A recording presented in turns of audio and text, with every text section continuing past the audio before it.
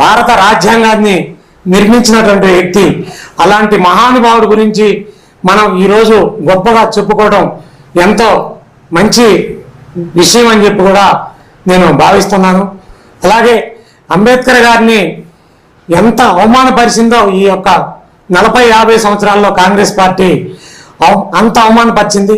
వారిని ఎంతో క్షోభకు గురి చేసింది.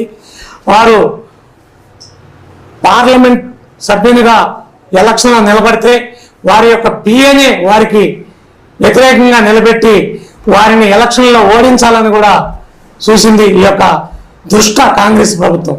అలాంటి కాంగ్రెస్ ప్రభుత్వం మోడీ గారి గురించి, భారతీయ జనతా పార్టీ గురించి, అంబేద్కర్ గారిని అవమానపరుస్తున్నారు భారతీయ జనతా పార్టీ వాళ్ళు అని చెప్పి ఏదేదో గొంతు చించుకుంటుంది. మేము భారతీయ జనతా పార్టీ నరేంద్ర మోడీ గారు వచ్చిన తర్వాత వారికి పంచతీర్థ